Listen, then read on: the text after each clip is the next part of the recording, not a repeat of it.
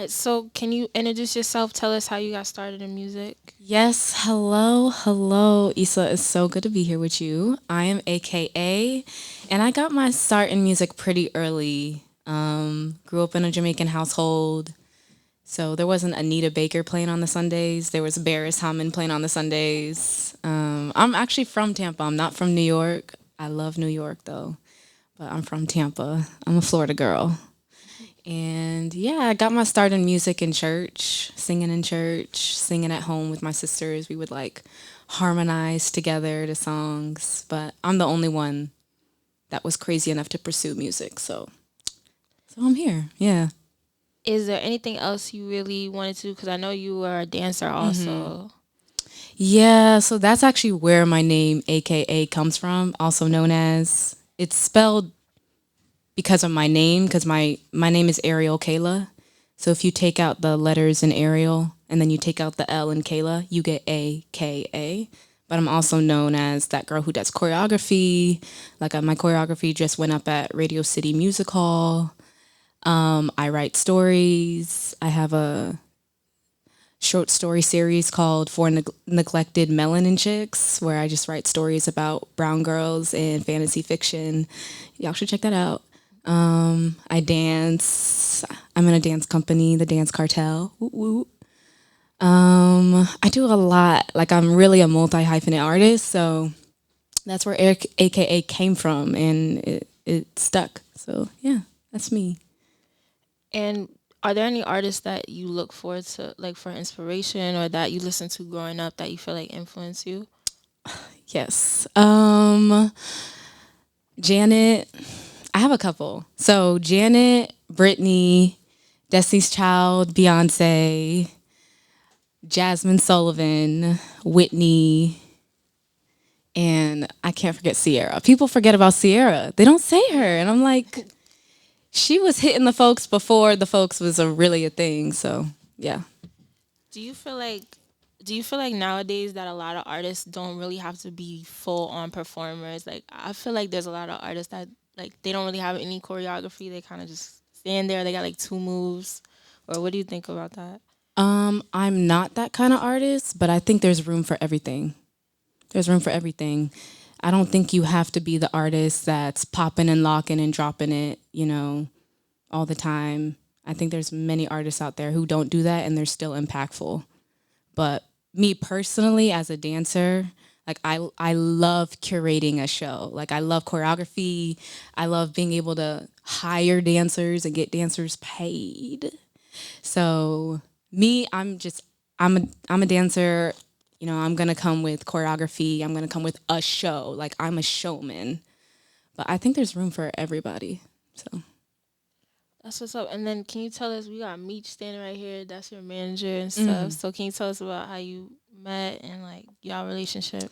oh my gosh. So a friend of mine invited me to perform at this event and I performed like I think I just did one song. I think I just did Beg for Me, right? And then Meech approached me at that performance and he was like, hey, I'd love to work with you. And we've been working with each other ever since. So everything he said he's going to do, he's actually delivered. And I'm not used to that in this industry. I'm used to people, yeah, sure. I could get you that. I could do that. And then I hear crickets or I hear excuses. So Do you have any horror stories? Well, I don't want to say horror stories, but like bad experiences that you could tell us about, or like as a warning to other girls trying to follow your footsteps. girl, I am a black girl in New York City. Of course, I have horror stories. I will say that's actually what Pretty Girl is about. Like, Pretty Girl is about pretty privilege and using it to navigate the world, and it can lead you into destruction. It really can. And so that's why I wrote Pretty Girl. It's like a sexy warning of, like, hey, girl, I've done it. Don't do it, you know? And pretty privilege is a thing. We don't really talk about it a lot, you know? So, can you define pretty privilege for us, for our Yeah. audience? Pretty privilege is basically that society as a group has come up with the ideal of what pretty or beautiful looks like, and some people happen to fit it, and then they use it. I mean, some people it just comes to them, right? But some people use it to manipulate people to get what they want, to get them in places that they may not necessarily get without their looks. Do you feel like that's Yeah. bad or good or I don't think it's necessarily a bad thing. It's like any type of privilege, it's a thing. Like yeah? it's not necessarily good or bad. It's just it's a thing that society has come up with, and it's not really real, but it is a thing. Can you give us an example of like a time when you used pretty privilege? Oh my gosh. Yes. So like when I was heavy in the club scene, I knew that I could eat for free. Like I literally didn't buy my first drink myself until like a couple years ago. Like I never bought a drink. I never had to buy my own food. I always had a place to go with a table and bottles and all that stuff, but like you end up with nothing. It's just like it's so fickle, you know? And then sometimes, you know, you're like, I'm so pretty, I get all these things, and then they want things from you. You know what I mean? Like people are like, okay, I know I got you into this place for free, but and so you realize, okay, this privilege kind of has some cons to it. So how do you navigate things now? Like if you do you take so all your meetings now you probably take with Meech, is that helpful or do you still take meetings on your own? What do you mean meetings? Just as an artist or like if brands reach out to you, if people want to collab, people want to feature from you, like stuff like that, because that's a situation. So a lot of times for the audience, like on Instagram, people will reach out to artists or influencers and just want to meet and talk about collaborating and stuff, and sometimes they use it as a way to like take advantage or stuff like that. So I'm sorry, what was the question? like, okay, so if somebody wanted to take a meeting with you, have you Yeah. ever had to take a meeting with somebody and you felt uncomfortable, and like how did you navigate that? Like somebody who's trying to meet with you to do a feature, a collab, or you just you don't let people waste your time like when it comes to music. To be very honest with you, something I learned in this industry is that a lot of people don't necessarily lie, they withhold, which is still lying. But yeah, I have taken some meetings and I can tell that people are deliberately withholding information from me. So it's like, okay, I'm not lying, but I'm not telling you the whole picture. I'm not telling you everything. So yeah, I have had that happen before. And who's your favorite artist right now? Um, ooh, who's my favorite artist right now?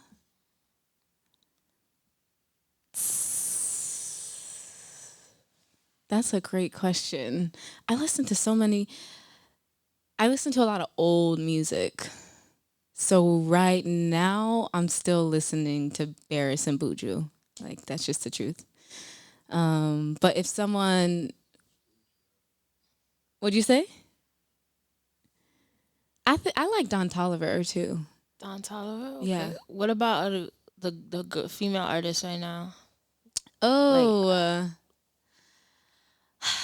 I love Nicki. I love Nicki. So yeah, definitely Nicki. Definitely Megan. I'm like blinking right now.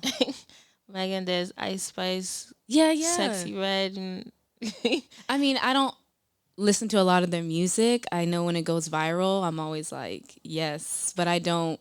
I wouldn't say they're in my playlist right now. But yeah, I think they're really, honestly, kind of funny and cute. I like that. So about you as an artist, where do you feel like your position is like amongst everybody in the industry, and just like is there a certain message that you Yeah. want people to feel when they see you in comparison to other female artists? In comparison, I just feel like I'm a lot more